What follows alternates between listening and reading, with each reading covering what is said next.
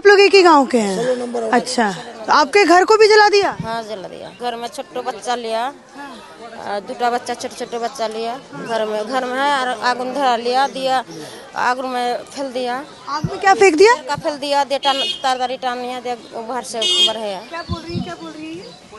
लड़की के आग में जला दिया। लड़की को आग में जला दिया? पूरा आग में फेंक दिया। वो गुंडे लोग जो आए थे जलाने के लिए घर।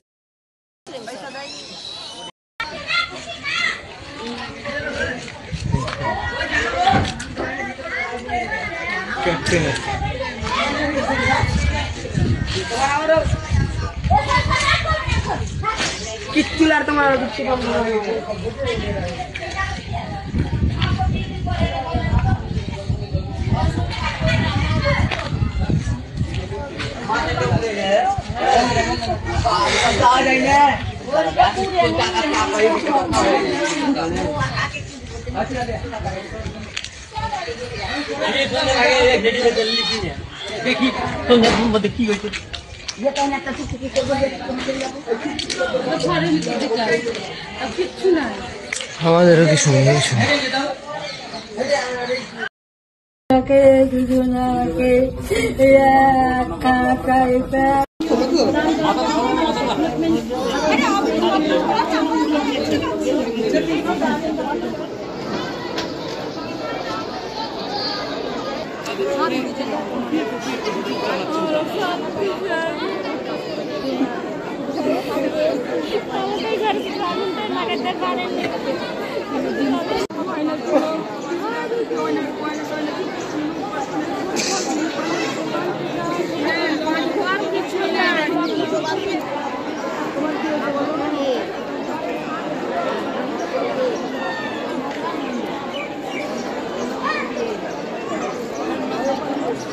Told us that they were dragged by the hairs. They also alleged that they were thrashed and beaten brutally as well. That their children were also snatched from them.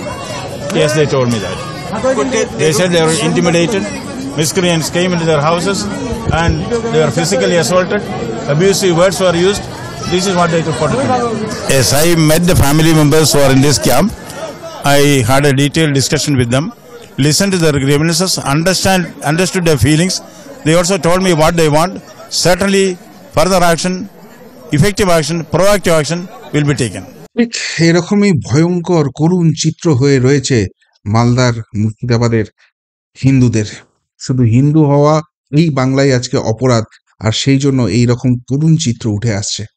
আর এই রাজ্যের মাননীয় দিদিমণি বলছেন সব ঠিক আছে, কোথাও কোনো চিন্তা নেই, একটু আধটু কোথাও কোথাও হয়ে গেছে, তাদের তো অনেক জ্বালা ধরেছে, সেই জন্য একটু আধটু হয়ে গেছে। আর এই সমস্ত কিছু ভুলে যান, আপনারা সব এক জায়গায় থাকুন আর 26টা আমাকে জিততে দিন। 26 জেতাবেন, জেতানোর পর আজকে মালদা মুর্শিদাবাদে হিন্দুদের যে অবস্থা হয়েছে সেটা বাকিরা বুঝতে পারছেন? হিন্দুরা কোথাও সংখ্যালঘু হয়ে গেলে কি অবস্থান হবে বুঝতে পারছেন? এতদিন এই ছবি, এই খবর, এগুলো কিছুই সামনে আসতে দেওয়া হচ্ছিল না। 163 ধারা, অর্থাৎ যেটা আগে 144 ধারা ছিল, এখন নতুন আইনে সেটা 163 হয়ে গেছে, সেই করে রাখা হচ্ছে।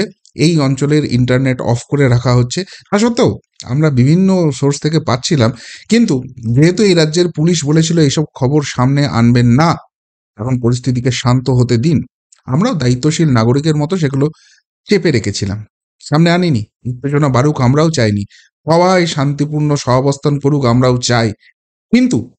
কিন্তু যে ন্যাকামিটা চলছে, যে ধ্যাসটামোটা চলছে, এবার তার মুখোশটা খোলার বোধহয় সময় হয়ে গেছে। আর সেই জন্য এই রাজ্য প্রশাসন, এই পুলিশ যখন অনারেবল কোর্টের সামনে গিয়ে বলছে, মহামান্য হাইকোর্টের সামনে গিয়ে বলছে যে সব ঠিক হয়ে যাচ্ছে, আমরা সব ঠিক করে আনছি, তখন এই করুণ চিত্রটা আজকে উঠে আসছে। এবং উঠে আসছে কোথা থেকে? না, কোনো আনভেরিফাইড সোর্স থেকে নয়। আজকে আপনারা জানেন যে মালদা মুর্শিদাবাদের এই যে অঞ্চলগুলো রয়েছে, যেখানে এই রকম পরিস্থিতি হয়ে রয়েছে, সেখানে human rights commission, national human rights commission, জাতীয় মানবাধিকার commission, national commission for women, মহিলা কমিশন এবং আমাদের রাজ্যের মহামান্য রাজ্যপাল, তারা সেখানে গেছেন এবং তাদের সঙ্গে সঙ্গে অবভিয়াসলি মিডিয়াও যেতে পেরেছে। ফলে সেই সব মিডিয়া তাদের কাছ থেকে আমরা ফুটেজগুলো পাচ্ছি, এবং মানে এএনআই এর মতো মিডিয়া, তাদের কাছ থেকে আমরা ফুটেজগুলো পাচ্ছি, এবং এনারা নিজেরাও এনাদের যে সোশ্যাল মিডিয়া পেজ রয়েছে সেখানে দিচ্ছেন, সেখান থেকে এই ফুটেজগুলো পাচ্ছি। সুতরাং এগুলো কোনো আনভেরিফাইড সোর্স থেকে পাওয়া কোনো ফুটেজ নয়, এগুলো ওই বাংলাদেশের ঘটনা, বিহারের ঘটনা, অন্য রাজ্যের ঘটনা এখানে চালানো হচ্ছে এমন নয়, এখানকারই ঘটনা, এই ঘটনাই ঠিক ঘটছে, এই চিত্রটাই ঠিক চলছে। এইবার একটা প্রশ্ন উঠছে সকলের মনে, আপনাদের মনেও, যে বাঙালি আর কতখানি জ্বললে কেন্দ্র এখানে এখানে কোনো পদক্ষেপ করবে। আমাদের মনেও সেই প্রশ্নটা আছে, কেন্দ্র কেন পদক্ষেপ নিচ্ছে না। কিন্তু একটা জিনিস খুব ভালো করে বুঝুন, যে এখানে কিছু করতে গেলে, এখানে কেন্দ্র কোনো স্টেপ নিতে গেলে সেটাকে অবভিয়াসলি অপোজ করা হবে, এবং সেটা রাজনৈতিক কারণে। মানুষ মরছে মরুক, মানুষ জ্বলছে জ্বলুক, মানুষ এরকম অসহায় হয়ে যাচ্ছে হোক, শুধু রাজনৈতিক ক্ষমতা দখলটা এদের দরকার আছে, সেটা এরা করে যাবে। ফলে এখানে কোনো পদক্ষেপ করতে গেলে কড়া রিপোর্টের দরকার আছে, এবং সেই রিপোর্টের সাপোর্টিভ ডকুমেন্টসের দরকার আছে, কেন্দ্রের হাতে সেই অস্ত্রটা পৌঁছানোর দরকার আছে, তবেই কিন্তু কেন্দ্র এখানে কিছু করতে পারবে। কেননা এখানে কিছু করলেই আদালতের লড়াই হবে, এবং সেখানে পুরোটাই ঘুরিয়ে দেওয়ার চেষ্টা হবে, যেরকম কলকাতা হাইকোর্টে হয়েছে। এই গতকালে যে মামলা হয়েছিল সেখানে বলেছিল না, সব কিছু কন্ট্রোলে আছে, মাত্র 34 জন ঘর ছাড়া হয়েছে, তাদেরকে ফিরিয়ে নিয়ে যাওয়া হয়েছে, সবাইকে পর্যাপ্ত ত্রাণ দেওয়া হচ্ছে রাজ্য সরকারের তরফ থেকে, অন্য কারুর সেখানে যাওয়ার দরকার নেই, সব পরিস্থিতি ঠিক আছে। এই হচ্ছে সমস্ত পরিস্থিতি ঠিক থাকার খবর।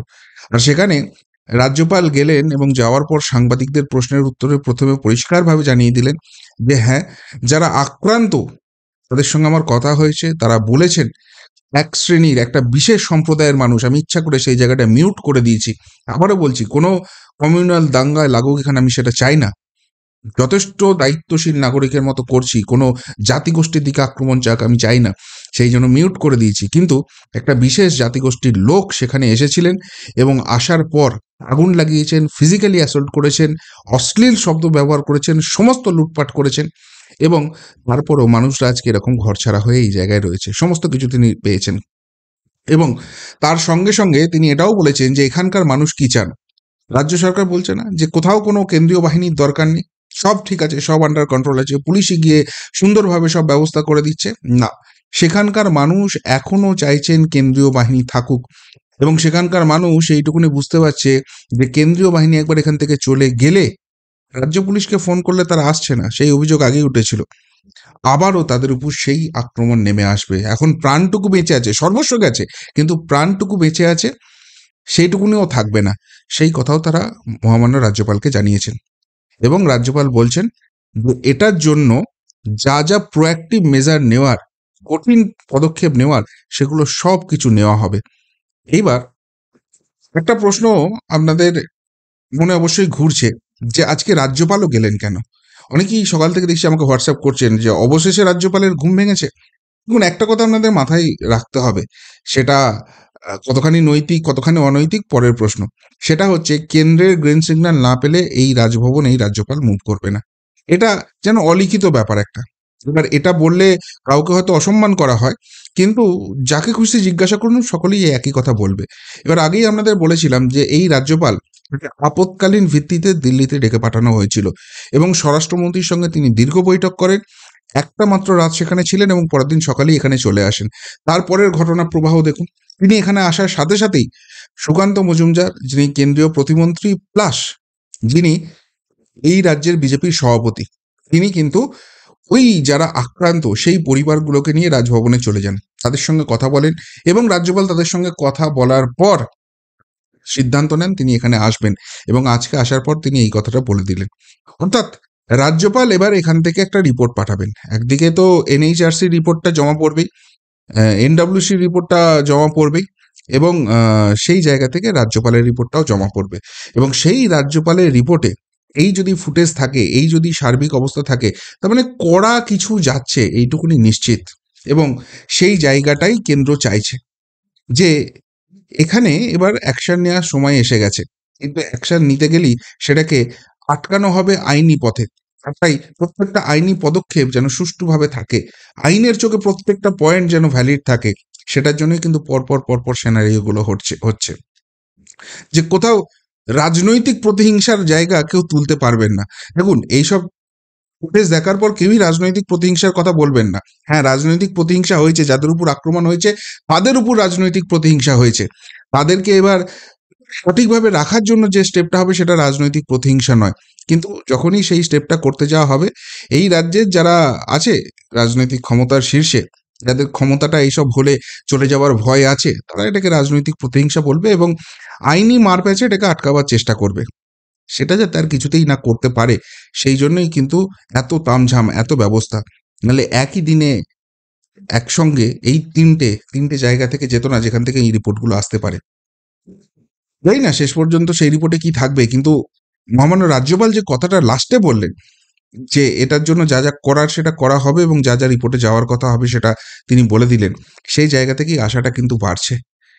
আর এর পরেও যদি সত্যিই কেন্দ্র কোনো স্টেপ না নেয়, এর পরেও যদি কেন্দ্র ঝাঁপিয়ে না পড়ে এত কিছু করার পরেও, তাহলে আর যাই হোক মানবিকতার দিক থেকে তারা কিন্তু হেরে যাবে এবং আমার মনে হয় না কেন্দ্র সরকার সেই জায়গাটা করতে দেবে।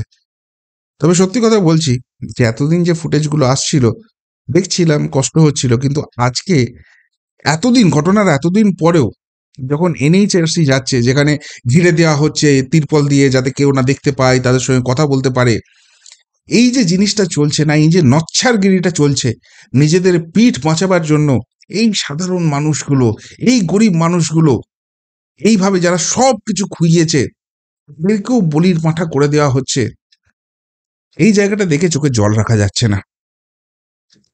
কি বলবেন? মালদা মুর্শিদাবাদের যে চিত্র আজকে রাজ্যপালের যে সফর সেই ঘিরে যে উঠে এলো, মিডিয়ার হাত ধরে যে ফুটেজগুলো দেখা যাচ্ছে, যে অগ্নিগর্ভ পরিস্থিতি এখনো হয়ে আছে এইসব রিপোর্ট থেকে যেগুলো দাবি করা হচ্ছে সেই নিয়ে, আর সেখানে রাজ্য সরকারের একটাই বক্তব্য, কিচ্ছু হয়নি, সব ঠিক আছে, সব কন্ট্রোলে এসে গেছে। যদি এই নিয়ে কিছু বলার থাকে আপনাদের অবশ্যই কমেন্ট বক্সে কমেন্ট করে জানাবেন। এমনকার মতো এখানেই শেষ করলাম, ফেরত আসছি নতুন প্রতিবেদন নিয়ে খুব তাড়াতাড়ি। ভালো থাকবেন, সাথে থাকবেন, পাশে থাকবেন। নমস্কার।